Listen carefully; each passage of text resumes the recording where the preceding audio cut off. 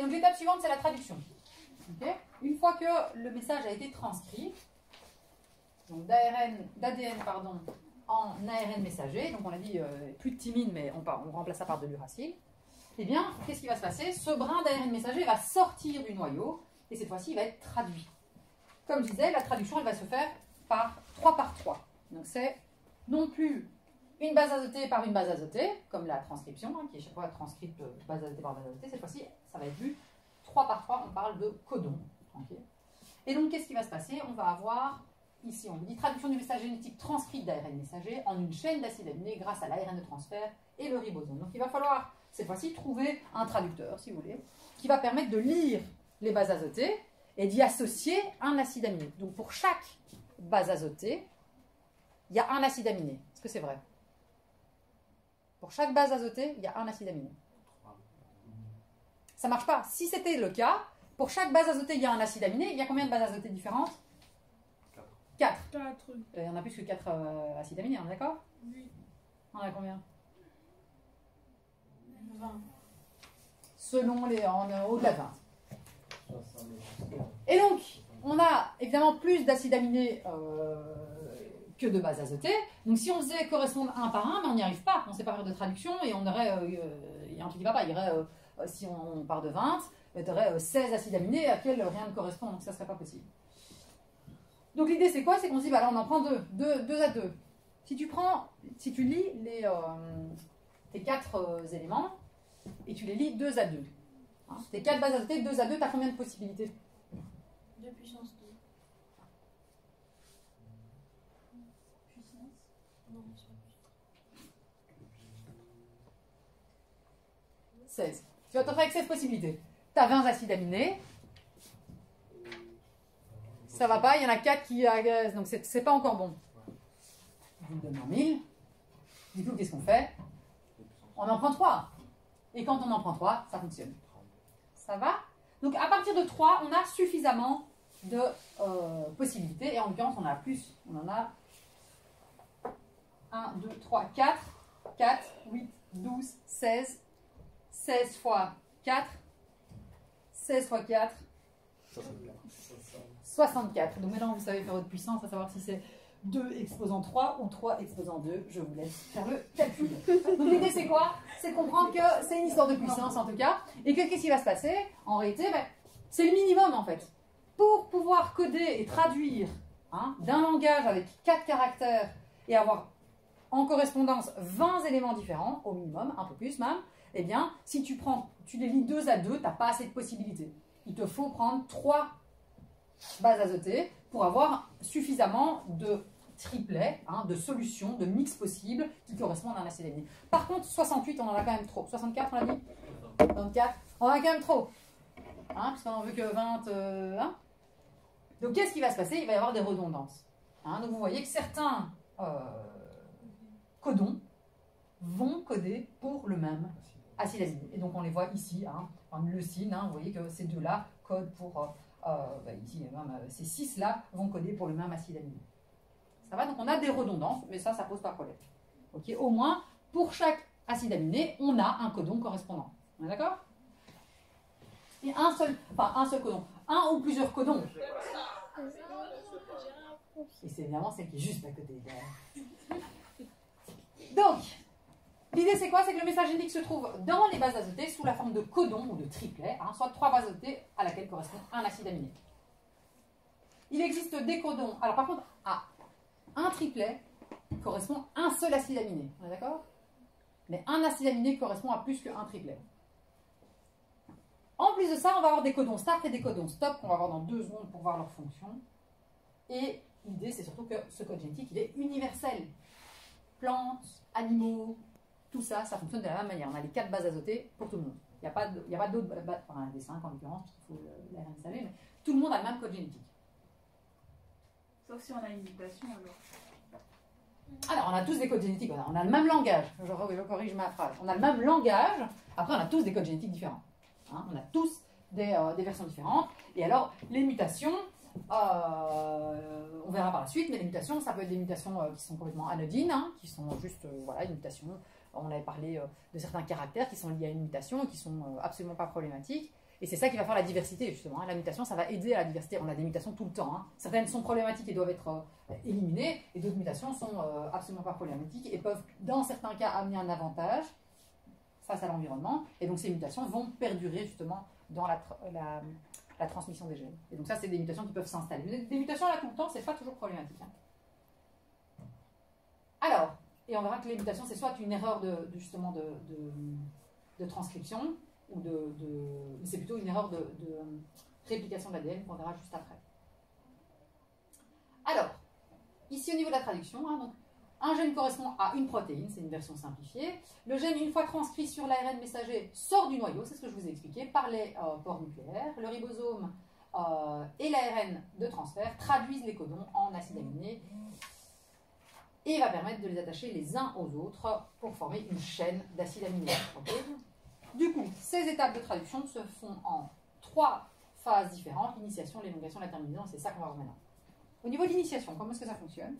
Première étape, on va avoir la petite sous-unité, puisque le ribosome, on a vu qu'il était composé de 2 sous-unités, la petite et la grande sous-unité.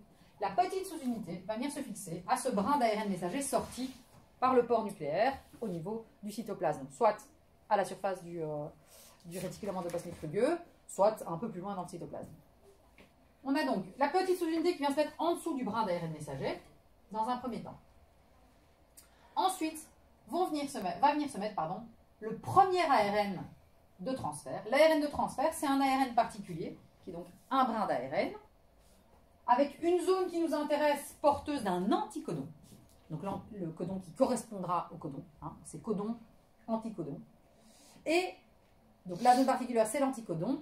Et une autre zone particulière, c'est la zone d'accroche d'un acide aminé. À chaque anticodon correspond à un acide aminé. Donc chaque ARN de transfert, portant un anticodon particulier, va avoir une affinité pour un acide aminé particulier. Et donc il transporte cet acide aminé et cet acide aminé seulement, pas un autre. Résultat, qu'est-ce qui va se passer? Dans un premier temps, on commence toujours par le codon start, AUG. AUG, c'est le codon start. Et donc l'anticodon correspondant, de nouveau, mais cette fois-ci on est toujours d'ARN de messager à ARN de transfert, donc il n'y a toujours pas de T qui apparaît.